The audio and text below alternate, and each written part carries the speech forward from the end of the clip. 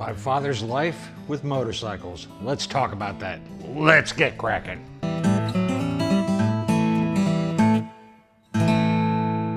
Good moto morning. Welcome everyone. Today is a very unusual episode as I've been kind of reminiscing of days of yore. And today we're going to talk about my father. Not too many people will probably have interest in this video, but motorcycles have been in my family almost 100 years. And we'll talk about Dad's bikes, a couple of them, and his life and how he got in and out of motorcycling and then back in. So let's get to the video. Pop's first bike, I don't know what year it was. He was born in 29, so I'm going to say it was in the 30s, was a flat track racer bike that he used to ride on dirt tracks, and they would rip around and all compete. And he had a great time. So his very first bike was a Harley Davidson, and I'll share a picture of that. I have a copy of that picture laminated and stuck up on my bench over here, so when I'm working on stuff, I get a warm fuzzy looking at it each and every time, year after year. It's an amazing picture. Funny story about that particular bike. At that time and era, they started to bank tracks instead of having a flat track. And first time he rode a bank track, he got ripping at the start and hit the first turn on the bank, and the bike, everything he had learned before on how to bank in the turn went out the window, and he launched right off the track through the wood gate and into the woods, and fortunately he survived that. So that was his flat tracking days when they eventually went to an arch track. Kind of a funny story. Back then, Dad started riding with a couple of his friends, and here's some pictures of them clowning around. That's him on the top of this pile of men on top of this Harley. And they had apparently a really good time riding bikes back then when they got together. It's kind of a cool chapter in our family's life that I wanted to share with you. He grew up in Havertown, Pennsylvania, and my grandpa, sadly, I never got to know him. He had passed away before I was born.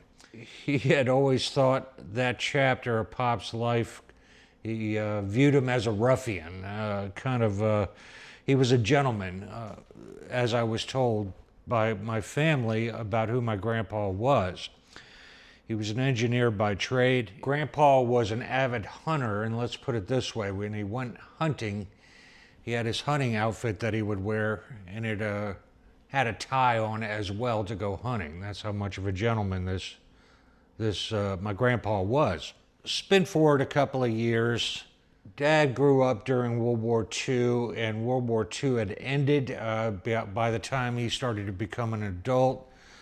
At that time, the military forces were obviously in need of manpower based on what happened in World War II, unfortunately. So he got drafted by the Army. And Dad always wanted to fly airplanes, so he said, well, I'm not going to be a ground pounder. If I got to fight in a war or whatever, I want to do it from an airplane or a cockpit. So he joined the Air Force. Now, during World War II, there was no Air Force. It was the Army Air Corps. So at that time, post-World War II, they created a division of the military called the Air Force. And that's when he signed up to not get drafted into the Army. So he purchased a new bike and started his career off in the military. Pop was footloose and fancy-free. He was dating several gals at the time, enjoying life as any young man in the military was back in that day, and he also dated my mother.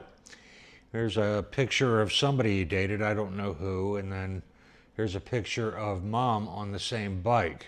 That bike is a 1949 Harley Davidson FL Hydra Glide.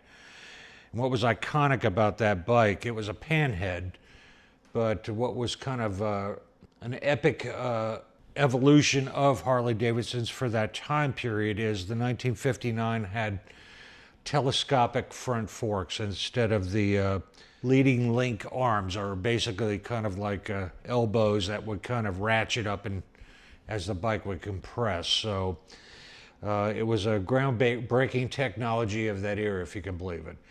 What I love about this picture of this bike is it really reminds me of my Icon Revival 𝕥𝕤𝕠𝕜. A lot of styling cues from those two bikes, in particular that tractor seat with the basket on the back. Fun story, back then when you were a pilot, if you broke an arm or a leg or something, you were out of a job, probably going to get kicked out of the military.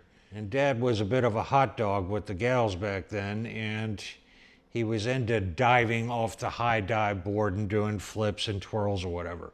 And Mom was with him at the pool, and he was hot dogging it and doing his deal to wow the crowd, and he jumped up and did something. And when he came back down, his foot hit the diving board and it smashed his bones in his foot to pieces. So he limped out of the pool and had Mom help him get him back to the room, and he immediately showered and then got into his flight suit and laced up his boots. He knew his foot was going to swell up and he would not be able to do his job. So yes, he did fly his airplane, whatever that duty was of that day, with a smashed foot, broken in many places, with his boot laced up, trying to keep it in one piece. He managed to keep his job. At that time, he was stationed in North Carolina, and he got shipped out to Nebraska, and it was January. He rode that 1957 Harley from North Carolina all the way to Nebraska in January. Snow, ice, the whole deal. Back then, there was no heated gear. There was no really good gear for cold weather riding. And you didn't even have helmets. It was a leather helmet back then. And he managed to make that trip all the way to Nebraska. He talked of that journey, and he said he got so cold he would stuff newspapers in his trousers and in his jacket to provide some sort of insulation to fend off the cold. What an amazing journey to make on that bike. So he continued to date, and finally he decided to marry my mother. Thankfully, or I wouldn't be here. And here's a picture of them on his 59. And you can see it's a solo seat bike, and Mom's riding on the actual seat part, and Dad's hugging the gas tank to be able to fit two people on it. That's how he rolled back then, and I guess gals were willing to date him under those conditions. Kind of unusual. When I started dating on a motorcycle, because that's all I had, I got many a door slammed in my face from fathers. So eventually Pop earned his wings with the Air Force, and I want to share a letter with you that my grandpa wrote him. I'll put a picture of it up here while I read it. Dear Phil, someday may you have a son whom you will be justly proud that mere words or any deeds or any worldly goods cannot adequately express your really deep inside feeling. That is the position in which I find myself now. I tried to show it when recently in Waco, when you received your commission as an officer in the Air Force. A recognition gift of something intrinsic is merely a conveyance of that deep feeling. I tried to tell you in a few words in a telegram I sent you from Chicago the Saturday before you received your coveted wings. Mother wrote that you had not received it by 4 p.m. that eventful Monday. The telegram said, sincerest congratulations, son, your wings attainment. Fly high, fly well, and happy landings always, Dad. I hope you did eventually receive it, and I have a tremendous feeling of pride for your achievement. I know it has meant climbing over many obstacles, perhaps sustaining many hardships, sacrifices, and heartaches. With your new accomplishment, you have grown so much in stature, in respect, and character as our son. As our tall, erect, and handsome Air Force officer son, we salute you. We have an unbound confidence in you and know you will continue your upward stride and always be a great credit to the officer's uniform you now wear. So Mother, sister, and I, and many, many others say over and over again, "Congratulations, Philip. You're a very proud dad." Spin forward, my parents got divorced. I wound up being raised by a single mom here on the East Coast. I've shared in other stories of when I got into trouble on bikes and whatever in Southern California, and that's that chapter of my life when I lived with Pop and my stepmother. And at that time, when I came into his life, really for the first time, I've met him once or twice, a couple of times over my lifetime up to that point, he was not riding.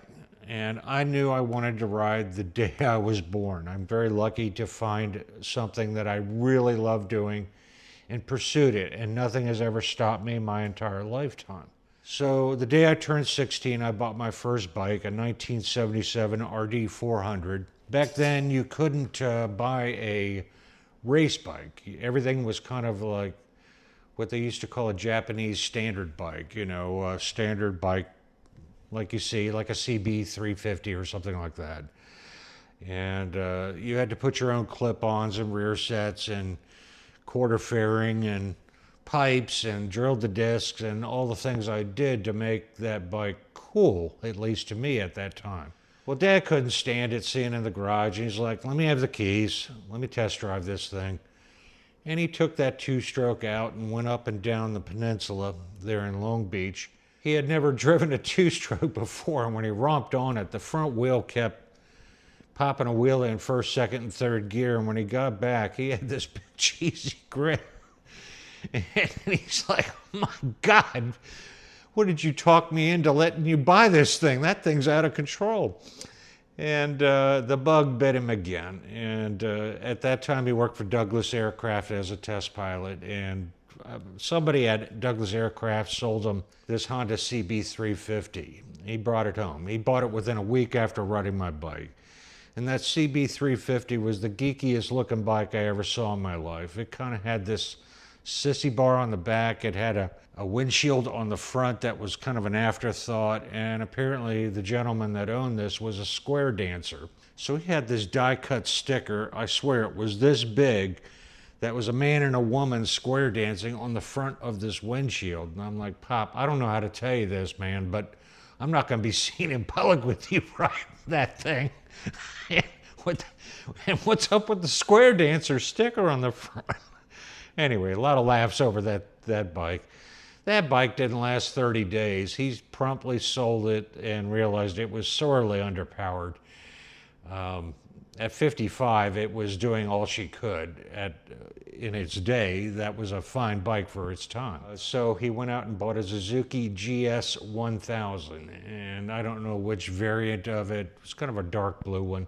And that, at that time, was the world's fastest production bike back then. And from there, he graduated to BMWs, and then et cetera, et cetera. And my stepmother, who's a bit of a tomboy. I've shared on a couple of videos of her sharing her past on two wheels and riding for over 40 years with Pop. Right after Dad got the Suzuki, that's when Ann said, "You guys are out having all the fun riding. I'm not going to miss out on this." So she started to learn, and I shared those stories with you with Ann buying the Twin Star and then eventually a Yamaha Maxim and etc. Until finally she graduated to BMWs and they went off and had a glorious life on BMWs. Oddly enough, he never returned to his roots of Harley Davidsons. He loved riding mine. He'd borrow them once in a while, but he stuck with his old school Indians like I have up here, or his BMWs, because he loved the technology that BMW offered back then. So there's a piece of my history of my family, and sometime in the next 5-7 years, motorcycles will have been in my family for 100 years, starting with Harley Davidson. And I'm the last Johnson, and when I pass away, it will die with me, being the last one to ride a Harley Davidson. So that's kind of my story. I thought I'd share it with you. Kind of an iconic tale to tell that some may find interesting, some may not. I hope you enjoyed it today. Remember, folks, go riding because it's good for you, and I'll see you in the next one. Peace.